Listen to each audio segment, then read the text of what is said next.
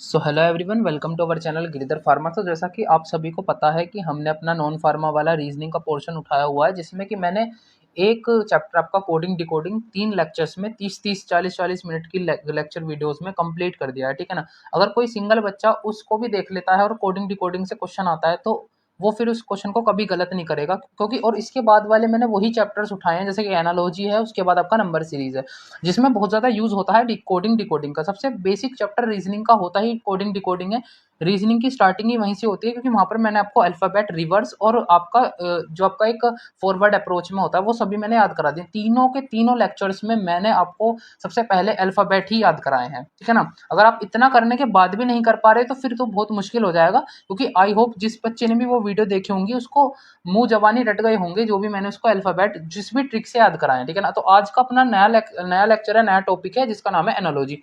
ये one of the सबसे easy to easy chapter है। अगर इसका क्वेश्चन आता है ना तो इसका क्वेश्चन वो बच्चा भी बना लेता है जिसको कुछ भी नहीं आता। अभी आप क्वेश्चन देख के पता चल जाएगा आपको कि किसमें किस टाइप के क्वेश्चन आते हैं और मैं ऐसा क्यों बोल रहा हूँ। तो ये एक्चुअल में 3 टाइप में क्वेश्चन आता है। देखो, इसके जो क्वेश्चन आते हैं वो 3 तरीके से आते हैं। सबसे पहले क्वेश्चन आते हैं इसमें नॉलेज के ऊपर बेस्ड। नॉलेज के ऊपर बेस्ड अभी आपको दिख जाएगा किस टाइप के मैं बोल रहा हूँ। नॉलेज बेस्ड क्वेश्चन आते हैं, मतलब अगर आपको उस चीज़ की नॉलेज है तो आप कर दोगे।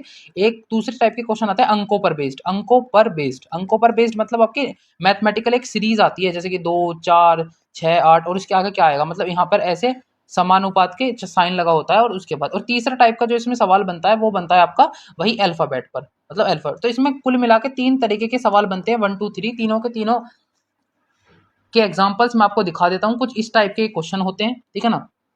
और इन क्वेश्चन को देखने के बाद अब सबसे पहले ये मत बोलना चाहिए हमारे एग्जाम में नहीं आया। देखो, ये क्वेश्चन आरआरबी का ही है, ये क्वेश्चन पैरामेडिकल का है और ये ऊपर वाला क्वेश्चन यूपी पुलिस एसआई का उठाया हुआ है। क्योंकि ऐसा नहीं है कि हर एक शिफ्ट में इसका क्वेश्चन आएगा, बट लेकिन जिस भी शिफ्ट में इसका क्वेश्चन आ जाता है, अगर आपको थोड़ी सी भी मतलब बहुत ज्यादा, मतलब ये नहीं है कि अगर आपको हल्का सा भी आइडिया है ना तो आप इसका क्वेश्चन करके चलते बनेंगे। ठीक है ना। तो जैसा कि आप सभी को पता होना चाहिए कि इसमें मैंने आपको देखो ऊपर ही बताया ना, मैंने 3 टाइप के होते हैं। ठीक है ना। तीन तीन टाइप के ही इसमें क्वेश्चन बनते हैं, और एक अंकों पर बेस्ड बनते हैं, एक आपका नंबरलॉजी पर बेस्ड बनते हैं। ठीक है ना। जैसे कि नंबरलॉजी 2 4 6 आपको कुछ भी दिया जा सकता है और उसके बाद पूछा जाएगा कि आपका जो भी मतलब होगा, जिस भी रिलेटेड जो भी बनता है वो आपसे पूछा जाएगा। उसके बाद एक अल्फाबेट होता है। अल्फाबेट जो होता है वो भी आपका इसी पर बेस्ड होता है। अब देखो, सबसे पहला क्वेश्चन देखते हैं हम इसका। देखो, सबसे पहला क्वेश्चन इसमें दिया है इन लोगों ने आपको लखनऊ का लखनऊ का जो इन्होंने कोड दिया है वो उत्तर प्रदेश के साथ दिखाया। तो इसी तरीके से आपको रांची का बताना है। ये क्वेश्चन यूपी पुलिस सन 2013 में आया हुआ है और इसी टाइप के क्वेश्चन अब बनते हैं। ठीक है ना। इसी टाइप के क्वेश्चन आ जाते हैं। तो रांची का आपको पता है, यहाँ पर लखनऊ उत्तर प्रदेश की जो आपकी कैपिटल है वो लखनऊ है, तो रांची का क्या है आपको पता होना चाहिए। इसमें झारखंड आएगा, है ना। अगर आपके देखो, तभी तो मैंने बोला इस क्वेश्चन को, अगर आपकी ये सभी क्वेश्चन आपके जनरल नॉलेज पर बेस्ड होते हैं। अब देखो, जैसे कि आपको पता होना चाहिए, कोई झारखंड का बंदा है तो उसको पक्का पता होगा कि हमारी कैपिटल क्या है, हमारी रांची है। अब उत्तर प्रदेश में मैं रहने वाला हूँ उत्तर प्रदेश का, तो मुझे पता है हमारी कैपिटल क्या है, लखनऊ है। ठीक है ना। ऐसे ही देखो, ये आरआरबी का क्वेश्चन है, यहाँ पर बोला है दिल। दिल आप जानते हो हर्ट। अब ऐसा मत बोलना भाई कि इसे इंग्लिश में लाओ हिंदी में लाओ, इतने तो आप सक्षम हो। मतलब ऐसा कुछ नहीं होता है कि इसमें हिंदी इंग्लिश में लाने की जरूरत है, इतना तो पढ़ सकते हो। और वहां पर जब आप पेपर दोगे तो वहां पर ऑप्शन आता है कि आप चेंज कर सकते हो। बेसिकली पेपर हिंदी में ही आता है, मतलब रीजनिंग मैथ वगैरह का।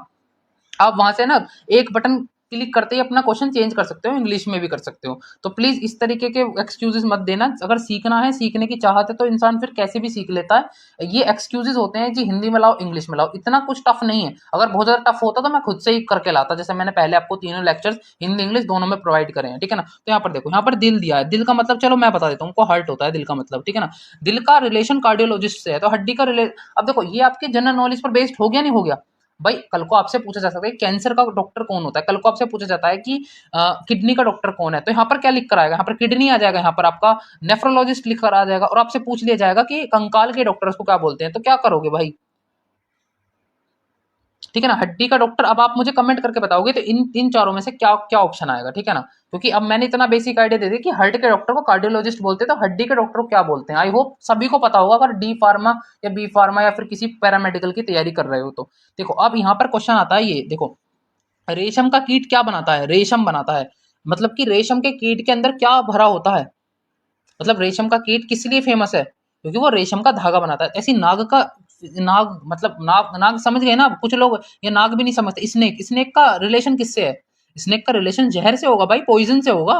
विष मतलब पॉइजन, इतना तो समझते हो ना यार। आरपीएससी राजस्थान ने पूछा है ये क्वेश्चन, है ना। अब देखो इसमें तीनों टाइप के क्वेश्चन बनते हैं। अब देखो एक तो बनते हैं अल्फाबेट, ये वाले मैंने बता दिया आपको, ये जनरल नॉलेज पर बेस्ड क्वेश्चन होते हैं ऊपर वाले, जो ऐसे मैंने हिंदी में लिख के दिए। अब देखो इसमें क्या हिंदी इंग्लिश की कुछ जरूरत है, बताओ, इस क्वेश्चन में तो नहीं है ना अल्फाबेट वाले। एक क्वेश्चन बनते हैं इसमें, देखो ये सभी वही वाले क्वेश्चन है आपके अल्फाबेट वाले। एक क्वेश्चन बनते हैं इस टाइप वाले मैथमेटिक्स वाले, तो ठीक है ना। अभी मैंने आपको ओवरव्यू दिया है, इससे जो अगला लेक्चर आएगा उसमें हम सिर्फ और सिर्फ क्वेश्चन ही प्रैक्टिस करेंगे, उसके अलावा कुछ भी नहीं करेंगे। उसमें मैं आपको कम से कम 30-35 क्वेश्चन कराऊंगा अगले अगले लेक्चर में। इस लेक्चर में मैंने आपको ओवरव्यू प्लस आपको दिखाने के लिए दिया है कि हाँ पेपर इजी होता है, मतलब इजी भी पूछा जाता है, ऐसा कुछ नहीं कि बहुत ज्यादा टफ है। अब देखो ये क्वेश्चन उसी के बेसिस पर सोल्व होंगे जो मैंने आपको पहले सिखा रखा है। जी आपने पहले क्या सिखा रखा है, मैंने कोडिंग डिकोडिंग में आपको पहले मैं आपको एक बार दिखा देता हूँ, ठीक है ना, तभी आपको समझ आएगा।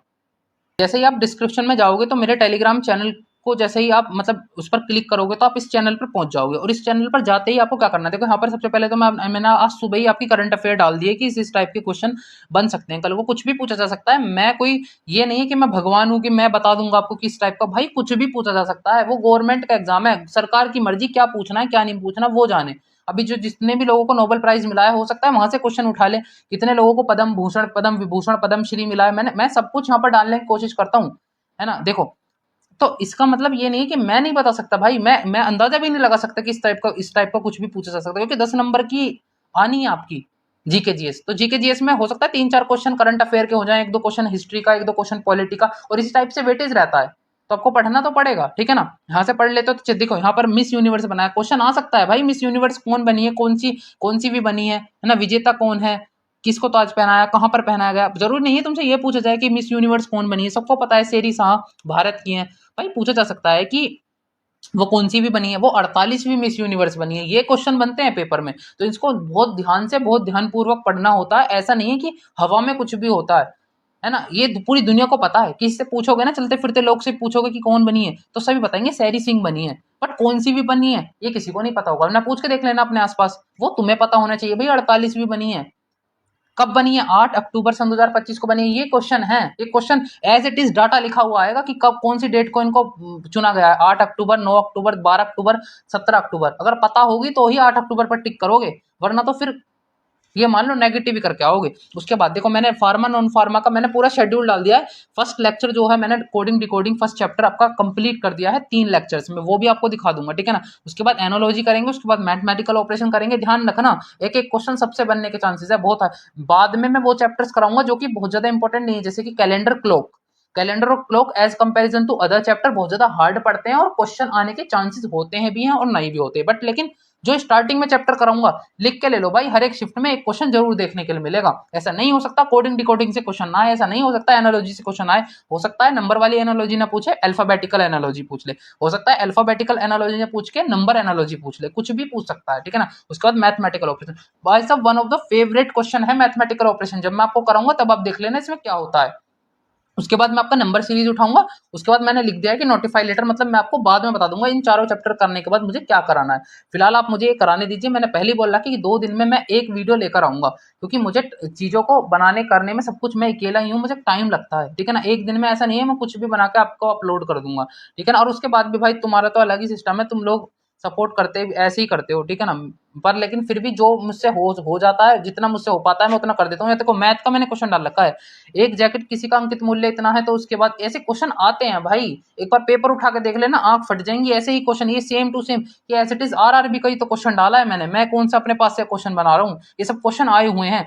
क्लिनिकल ट्रायल्स किस पर होता है, ये ह्यूमंस पर होता है, ध्यान रखना। आइबुप्रोफेन का फॉर्मूला क्या है, 2,4 iso butyl phenyl propanoic acid, ये इसका आंसर है, ठीक है ना। तो यहाँ पर आप क्विज अटेंड करोगे तो आपको बहुत कुछ जानने के लिए मिलेगा। ब्लिस्टर पैकेजिंग, बोतल पैकेजिंग, एम्प्यूल्स, वाइल्स के अंडर किस पैकेजिंग के अंडर आता है भाई, ये सब प्राइमरी पैकेजिंग के अंडर आता है। किसी लोगों ने टर्शरी लगा रखा, किसी ने सेकेंडरी लगा रखा, पता कुछ नहीं है ना, तो कुछ पता है और बस दूसरों को गलतियां निकालने। अभी मैं कुछ वीडियो बना दूंगा, अभी मैंने इससे पहले एसएससी के ऊपर वीडियो बनाई थी तो उस पर कुछ अलग ही चल रहा था कि ऐसा क्यों बता रहे हो, ये क्यों बता रहे हो। भाई दूसरों की गलती निकालना बहुत आसान होता है, कुछ खुद से कुछ करके देखो, तब तुम्हें पता चलेगा कि कितना मुश्किल है। और ऐसे ऐसे बोलने वालों का कभी सिलेक्शन तो मैंने तो होते देखा नहीं है। अब पता नहीं आपका होगा नहीं होगा, अगर आप पॉजिटिव माइंडसेट से चलते हो तो ही सिलेक्शन पॉसिबल है, आज नहीं तो कल सिलेक्शन हो जाएगा। ये देखो मैंने ये वीडियो बनाई थी एसएससी से, अगर एसएससी की तैयारी के लिए सीरियस एस्पिरेंट हो ना भाई, आज से लगना पड़ेगा, चुपके से तैयारी स्टार्ट करनी पड़ेगी, वरना नहीं हो पाएगा। मान लो फरवरी में नोटिफिकेशन आ गया कि आपका फेज का एग्जाम है, और फेज के एग्जाम में इन चांस सीजीएसएस में एलोपैथी फार्मासिस्ट की वैकेंसी आ गई, तो क्या लगता है तुम्हें जब नोटिफिकेशन निकल के हाथ में आ जाएगा तब तुम तैयारी स्टार्ट करोगे, तब तुम रीजनिंग मैथ और इंग्लिश और जीके पढ़ना स्टार्ट करोगे? पागल वागल हो क्या? सिलेक्शन पूरी जिंदगी नहीं होगा इस तरीके से सोचोगे तो। भाई दो ही तो चांसेस हैं, या तो आपकी वैकेंसी आएंगी या नहीं आएंगी, इसके अलावा तीसरा कुछ चांसेस है? बताओ, तुम खुद बताओ मुझे। भाई दो ही तो काम होंगे। भाई फेज का नोटिफिकेशन आपको पता है 2026 में फिर से नोटिफिकेशन आएगा, उसमें दो ही तो काम होंगे, या तो आपकी वैकेंसी आएगी या नहीं आएगी। अगर मान लो एक चांस वैकेंसी आ गई, तो क्या तुम उस वक्त उन 3 महीने में, उन 2 महीनों में अपने आप को तैयार कर पाओगे कि 25 नंबर की रीजनिंग, 25 नंबर का मैथ, 25 नंबर की इंग्लिश, 25 नंबर की जीके जीएस हम कर लेंगे? हलवा समझ रखा है क्या तुमने? पागल वागल हो क्या तुम कुछ थोड़े से, जो ऐसी ऐसी बातें करते हो? कुछ लोगों ने कमेंट में अलग ही भर रखा है कि अब इसी क्यों बता रहे हो, जब आएगी जब। अरे भाई आएगी तो तुम क्या कर लोगे? फिर सिलेक्शन उसी का होगा जो पहले से लग चुका है। मैं वीडियोस तो इसलिए बनाता हूँ ताकि आप पहले से प्रिपेयर रहें। अभी 2026 नहीं आया है, मुझे पता है अभी नहीं आया है, 2-3 महीने हैं 26 आने में, पर इन 2-3 महीनों में कुछ तो अच्छा करो। सन 2026 में अब मैंने आपसे क्या बोला? मैं कोई ज्ञाता नहीं हूँ, बट फिर भी भाई दो ही तो चांसेस हैं, या तो 50% चांसेस है कि हमारी वैकेंसी आएगी, 50% चांसेस है नहीं आएगी।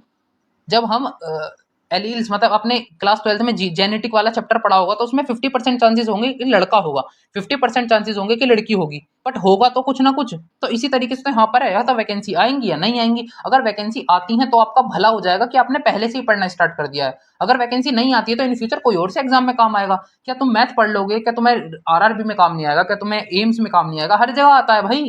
क्या तुम जीके जीएस पढ़ लोगे मेरे कहने से, तो क्या तुम्हें और जगह काम नहीं आएगी वो चीजें? पर लेकिन नहीं, तुम्हें नहीं करना तो मत करो भाई, फिर मैं क्या कर सकता हूँ? अब ये देखो, मैंने एसएससी फार्मासिस्ट के ऊपर, भाई साहब एसएससी के रूल सबसे अलग हैं, और एसएससी में तुम्हें हर कोई कामयाबी दिला भी नहीं सकता मेरे अलावा, ये बात भी ध्यान रखना। मैंने अपने चैनल पर बहुत ज्यादा वीडियोस एसएससी के रिगार्डिंग ही बनाई है, क्योंकि मैं मेरा मेरा जो एम है ना, बेसिकली मैं एसएससी से डिस्क्वालीफाइड हूँ। मतलब कि मेरा एसएससी, जब मेरा सिलेक्शन हुआ था ना एसएससी फार्मासिस्ट में, तो उस समय वाली वैकेंसी विड्रॉल कर ली गई थी, मतलब हटा दी गई थी। तो मुझे पता है कितना दुख होता है जब एक वैकेंसी चली जाती है, और इसी वजह से मैं एसएससी पर बहुत ज्यादा ध्यान देता हूँ, और मैंने चैनल भी एसएससी के ही नाम से स्टार्ट किया था स्टार्टिंग में। आप मेरी स्टार्टिंग में वीडियो देखोगे, मैंने एसएससी फार्मासिस्ट के ऊपर बहुत ज्यादा वीडियोस बना रखी हैं। आपको लगभग 50 वीडियोस मेरे चैनल पर एसएससी फार्मासिस्ट की रिगार्डिंग ही मिलेंगी। तो जो चोट खाया हुआ होता है पता उसे ही होता है। मैं इसीलिए बोलता हूँ एसएससी फार्मासिस्ट ऐसे ही हाथ में नहीं आएगी। अगर आप सोचते हैं कि हम 2-3 महीने में कुछ कर लेंगे, भाई साहब 2-3 महीने में सिलेबस भी पढ़ लेनी पड़ता है एसएससी का, इतना ज्यादा सिलेबस है। और मैं तुम्हें पहले से ही कुछ सचेत करने की कोशिश करता हूँ कि बच्चे पहले से ही कुछ पढ़ लेंगे तो इनका भला हो जाएगा, तो नहीं, फिर तो तुम्हें अलग अलग तरीके की बातें करनी होती हैं, तो तुम करते रहो। ठीक है, इसमें फायदा, अब मैं ये क्वेश्चन करा रहा हूँ, कल को ऐसा ही क्वेश्चन आ जाए तो तुम क्या करोगे? अब हो सकता है कल को मैंने ये कॉन्सेप्ट बता दे कि रेशम का कीट क्या बनाता है, रेशम बनाता है, कल को ऐसा ही क्वेश्चन लिख कर आ जाए तो तुम तो नाक का मृत्यु लगाई होगा, क्योंकि तुम्हें तो लगेगा कि नाक के काटने से, मतलब स्नेक के बाइट करने से मृत्यु भी हो सकती है। भाई तुम्हें तो नाक को देखकर भय भी लग सकता है, तुम तो इस पे भय पर भी टिक करके भग जाओगे हैं। तो मतलब जब मैंने कॉन्सेप्ट पढ़ाया तभी तो तुम्हें निकल कर आया कि हाँ ये होता है। बिना कॉन्सेप्ट के भाई कल को तुम रांची का छत्तीसगढ़ लगाई हो, बताओ क्या भरोसा है तुम्हारा? भाई मैं अपना 100% दे रहा हूँ भाई, कोई नहीं करा रहा, बताओ ना कौन करा रहा है तुम्हें? जितने बड़े बड़े लोगों को तुम फॉलो करते हो, कौन तुम्हें फ्री ऑफ कॉस्ट ये सब कुछ प्रोवाइड कर रहा है? पर मैं करा रहा हूँ तो फिर तुम उल्टे सीधे कमेंट करते हो यार मेरे को। मैं सही बताऊँ ना, कभी कभी ऐसा लगता है कि मुझे नहीं कराना चाहिए। ये मेरी लाइफ का बहुत अच्छा डिसीजन होगा कि मैं तुम लोगों को ये सब कुछ ना कराऊं। जैसे और सब मजे ले रहे हैं या फिर और सब अपने वीडियो में जो भी कुछ कर रहे हैं, मैं भी वैसे ही करता रहूं। बट फिर मुझे मेरा मन नहीं गवाही देता, मैंने कहा नहीं भाई इन्हें कुछ सिखा दो, इन्हें कुछ करा दो, क्योंकि एज इट इज क्वेश्चन ऐसे ही तुम्हारे पेपर में आएंगे, तुम्हारे पेपर में और कुछ नहीं आएगा, ऐसे क्वेश्चन आएंगे भाई। तो तुम समझते नहीं हो। अब देखो यहाँ पर इजोट है, इजोट का आपको निकालना है। इजोट कितने, ई 5 नंबर पर आता है, जे 10 नंबर पर आता है, ओ 15 नंबर पर आता है, टी 20 नंबर। अब मुझसे प्लीज ये मत पूछना कि ये कैसे आए। कोडिंग डिकोडिंग में मैंने पिछले 3 दिन स्टार्टिंग में प्लेस वैल्यू ही याद कराई है, और ये प्लेस वैल्यू के ऊपर ही क्वेश्चन बेस्ड है। ई जे ओ टी। अब यहाँ पर ई जे ओ टी है ना, अब यहाँ पर बताना है कि इसका इसका संबंध किससे है, और इन दोनों से आपको कंपैरिजन करना है कि यहाँ पर क्या हो रहा है। अब देखो भाई यहाँ पर हो कुछ भी नहीं रहा, हो ये रहा है वाई कितने पर आता है आपका, वाई 25 नंबर पर आता है, 25 नंबर पर आता है, डी 4 पर आता है, आई 9 पर आता है, और एन 14 पर आता है। तो यहाँ पर कुछ भी नहीं हो रहा भाई, -3 का कॉन्सेप्ट चल रहा है। आप देखोगे 25 में से अगर तुम 3 माइनस कर दोगे तो वी निकल कर आ जाएगा तुम्हारे सामने 22। अगर तुम 5 में से, अगर तुम ये डी में से मतलब माइनस के 3 कर दोगे तो तुम्हारे सामने ए निकल कर, भाई 5 में से 1 जाएगा, ठीक है ना। तो अगर डी मतलब 4 पर होता है, डी 4 पर होता है ना, ए बी सी डी, तो एक एक चला जाएगा तो उसमें कितना बचेगा, तो यहाँ पर -3 का ही कॉन्सेप्ट लग रहा है। अब -3 करो भाई, 5 में से -3 करोगे कितना बचेगा, खुद बताओ भाई। 5 में से -3 करोगे तो सीधी सी बात है 2 बचेगा ना, 2 बचेगा। 10 में से 3 घटाओगे तो 7 बचेगा। 15 में से 3 घटाओगे तो कितना बचेगा, 12 बचेगा। 20 में से 3 घटाओगे तो कितना बचेगा, 17 बचेगा। अब 2 पर क्या होता है, अब मैं अलग पेन से लिख देता हूँ। 2 पर बी आता है, 7 पर क्या आता है, मैंने आपको बता भी रखा है जी, जी के अंदर खुद से 7 दिखता है ना आपको, यहाँ पर जी आ जाएगा। 12 पर क्या आता है, 12 पर एल आता है, एल फॉर लोएन, ठीक है ना। 17 पर क्या आता है, 17 पर आपकी क्वीन जो आपका रानी होती है। मैंने इस तरीके से B J L Q, B J L Q, इसका ऑप्शन बी हो जाएगा। अब ये सब कुछ ये भाई, अब अगर तुमने कोडिंग डिकोडिंग मुझसे पढ़ा है ना, तो तुम कहोगे अरे ये तो इतने आसान क्वेश्चन है, ये ऐसे क्वेश्चन आते हैं। जी हाँ, ऐसे ही क्वेश्चन आते हैं, उठा के देख लेना वरना, क्योंकि ये सब कुछ कोडिंग डिकोडिंग पर ही बेस्ड है। अब देखो यहाँ पर है आर टी यू, अब यहाँ पर ये दोनों दिए हैं और इसका संबंध आपसे पूछा गया आर टी यू। अब आर देखो फर्स्ट वाले का मैं यहाँ पर लिख रहा हूँ, आर कितने पर आता है, आर 18 पर आता है। टी कितने पर आता है, टी 20 पर आता है। यू कितने पर आता है, 21 पर आता है, ठीक है ना। ऐसा ही तो होता है भाई। उसके बाद एस, एस कितने पर आता है, एस 19 पर आता है। यू कितने पर आता है, यू 21 पर आता है। डब्ल्यू कितने पर आता है, 23 पर आता है। भाई देखो 18 से 19 हुआ, 20 से 21 हुआ और 21 से 23 हो गया, मतलब कि लास्ट वाले में तो 2 जुड़ गए, पहले पहले वाले में एक एक जुड़ रहा है। तो सी में एक जोड़ो, सी में एक जोड़ोगे, यहाँ पर सी में एक जोड़ोगे तो डी आ जाएगा। ई में एक जोड़ोगे तो एफ आ जाएगा, और एफ में मतलब 6 में 2 जोड़ोगे तो एच आ जाएगा। D F H, D F H कहाँ पर है, तो यहाँ पर है। एसएससी में क्वेश्चन पूछा है भाई, ऐसे ही तो क्वेश्चन, एसएससी का पेपर जो होता है फेज 12 वाला, वो 10+2 लेवल का ही तो होता है, उसी का ही तो क्वेश्चन है ये। एसएससी फेज का ही तो क्वेश्चन है ये, एसएससी फार्मासिस्ट का ही तो क्वेश्चन है, और कहाँ का क्वेश्चन है ये। एसएससी का जो फेज वाला पेपर होता है वो 10+2 लेवल का ही तो होता है। अब चाहे तुम ऐसे ऐसे एसएससी फार्मासिस्ट के नाम से बोलो, चाहे वो एसएससी फेज वाले नाम से बोलो, चाहे तुम एसएससी 10+2 वाले नाम से बोलो, किसी भी नाम से बोलो, एज योर विश। अब देखो ये क्वेश्चन है, ये मैट का क्वेश्चन है भाई। मैट बहुत बहुत बड़ा लेवल का एग्जाम है मैट, ऐसे ही मत मानना। मैट में ये क्वेश्चन पूछा गया और ये क्वेश्चन आपका एनालॉजी के अंडर ही आता है। देखो इन्होंने m/1c को, m कितने पर आता है आपको पता होना चाहिए, मैं 13, मतलब ये 13 नंबर पर आता है। m a 1 नंबर पर आता है और c 3 नंबर। तो इस तरीके का ही आपको कॉन्सेप्ट बनाना है। अब o m 13, 14 और 15, अब देखो ये m 13 पर आता है, n 14 पर आता है, o आपका 15 पर है, तो इससे अगला क्या बनेगा, इससे अगला बनेगा आपका 16।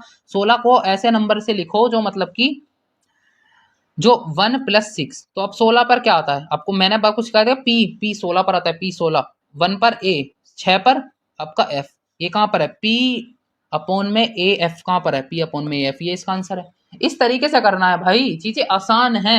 अगर आप करना चाहते हो तो चीजें आसान है। अब यहाँ पर क्या हो रहा है, अभी हो सकता है आपको समझना है, इसका एक ऑप्शन गायब है, बट आंसर इन तीनों में से कोई सा है, ठीक है ना। यहाँ पर क्या हो रहा है, यहाँ पर इसका स्क्वायर चल रहा है 8 × 8, या तो ऐसे लिखो, या ऐसे लिखो 8 का स्क्वायर कितना होता है, 64 होता है। माइनस का 1 कर रखा है तो यहाँ पर इन्होंने 63 लिख दिया। 9 का स्क्वायर करो, 9 का स्क्वायर 81 होता है, एक माइनस करोगे तो 80 बचेगा, ये इसका आंसर है। पर तुम्हें नहीं पता तो तुम नहीं कर पाओगे इन सबको, अगर एक बार कॉन्सेप्ट समझ लिए तो ही कर पाओगे। अब यहाँ पर देखो, यहाँ पर एक क्वेश्चन है 697 लिखा है, 976 लिखा। अब तुम्हें तुम्हें खुद को नहीं लग रहा कि इसमें क्या, इन्होंने बीच वाला लेटर उठा के फर्स्ट में कर दिया है।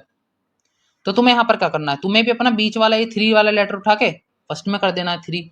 दो ऑप्शन 3 से स्टार्ट है, ये मतलब सॉरी 3 ऑप्शन 3 से स्टार्ट है, 1 2 3, तो आंसर भी इन तीनों में से ही कोई सा होगा, मोस्ट प्रोबेबली चांसेस है। उसके बाद क्या करा है, 7 को इधर लिया है तो यहाँ पर 2 लिया हो, ठीक है ना, इस तरीके से। 6 को इन्होंने फर्स्ट वाले को सबसे लास्ट में लिख दिया, तो तुम भी 5 को यहाँ पर। 325 कहाँ पर बनना है, 325 में बन रहा है, यही इसका आंसर है। 10+2 लेवल का क्वेश्चन है, एसएससी फार्मासिस्ट का क्वेश्चन है, कुल मिला के बात ये है। अब आप खुद देख लीजिए, अगर आपको चीजें समझ में आती हैं, कल को इसके 30 क्वेश्चन प्रैक्टिस कराऊंगा मैं, तो अगर आती हैं तो जुड़ जाइए और चैनल को सब्सक्राइब कर लीजिए और बेल आइकन को प्रेस कर दीजिए ताकि आपके पास नोटिफिकेशन आ जाए, ठीक है ना।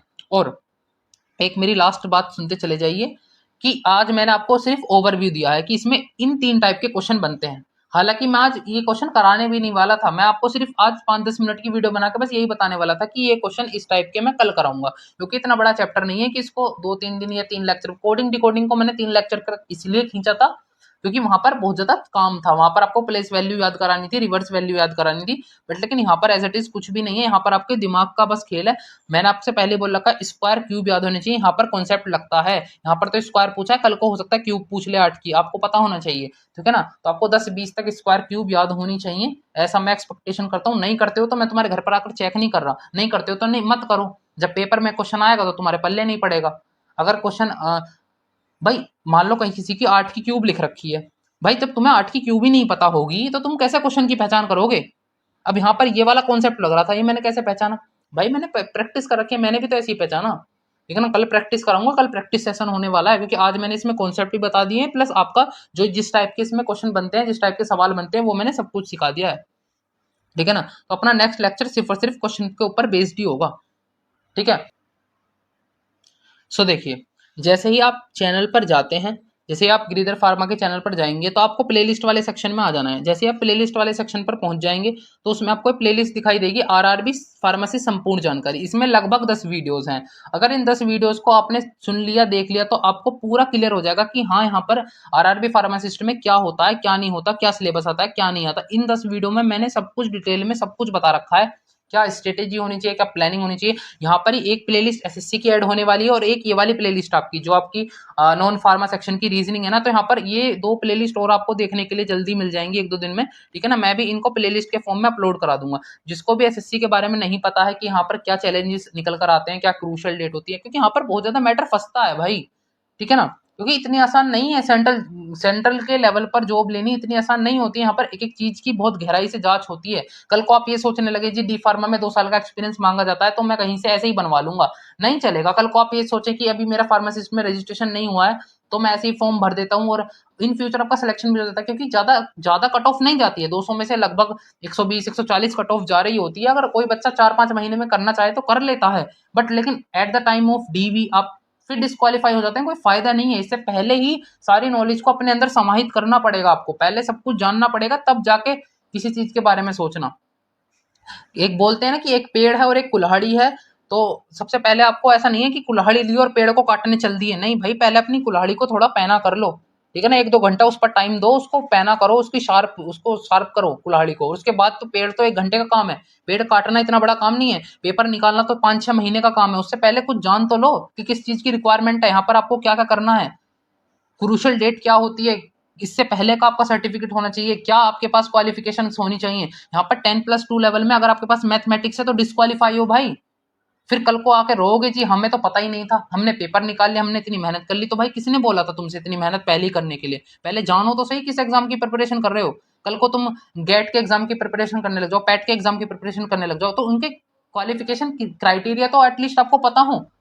तो ऐसे ही अगर एसएससी फार्मासिस्ट के बारे में नहीं पता है तो पहले जानकारी तो लो, जानकारी वहां से तो लो जिसने जिसने वो एग्जाम निकाल रखा हो, जिसने वो एग्जाम दिया हो, या फिर जिसने कुछ गलतियां कर दी हो, कोई वहां से जो भी उस रास्ते पर चला हो, कम से कम कुछ जानकारी उसी से तो लोगे, या फिर इधर उधर के इन्फ्लुएंसर से जानकारी लोगे कि जो अपने कोर्स प्रमोट करते हैं, लास्ट में आके बताते हैं जी हमारा ये मैच टू मैच 1/1 मैच कर लीजिए और ये वाला हमारा कोर्स है, सबसे पहले ये मेट्रोलॉजी, वेट्रोलॉजी, फार्मास्यूटिकल एनालिसिस, ये ऐसे लोगों से जानकारी लोगे क्या, जो नजर भी नहीं आते बस एक बार इन्फॉर्मेशन देने के बाद। भाई साहब एक एक चीज बता रखी है एसएससी। अब देखो ना, पूरी की पूरी प्लेलिस्ट अपलोड कर दूंगा, अगर उस प्लेलिस्ट को भी देख लिए तो सब कुछ क्लियर हो जाएगा एसएससी से रिलेटेड। अभी मैंने नहीं डाली, अभी मैंने आरआरबी की बनाई है, मैं एसएससी की और अपनी नॉन फार्मा रीजनिंग की सभी की बना दूंगा। ठीक है ना, डोंट वरी रहना, 1-2 दिन में आपके पास पूरी की पूरी प्लेलिस्ट आ जाएगी। उसके बाद प्लेलिस्ट में 1/1 करके देख के चले जाना और आपका सब कुछ समझ में आता चला जाएगा। अगर आप न्यू हैं, डी फार्मा भी करा है, बी फार्मा भी करा है, तो कोई दिक्कत नहीं है। कुछ ज्यादा ही प्रॉब्लम आ जाती है तो भाई ईमेल पर मैसेज कर देना, वहां पर आपका रिप्लाई कर दूंगा। अगर मैं यहाँ पर यूट्यूब पर नहीं कर पाता हूँ, क्योंकि भाई अपना भी काम होता है, मुझे भी अपना कुछ पढ़ना होता है, ऐसा नहीं है मैं फ्री हूँ। अगर मैं फ्री होता तो आपके लिए हर रोज वीडियो ला रहा होता, बट मेरा भी कुछ काम होते हैं, ठीक है ना, इसीलिए मैं 2 दिन में एक वीडियो ला पाता हूँ। ठीक है ना, तो मिलते हैं नेक्स्ट वीडियो में। अब जो नेक्स्ट वीडियो आएगी वो परसों को आएगी, जिसमें मैं आपको कंप्लीट प्रैक्टिस करा दूंगा। कल मैं क्वेश्चन ढूंढ लूंगा जो जो भी आए हुए हैं और परसों आपकी प्रैक्टिस करा दूंगा एनालॉजी की। एनालॉजी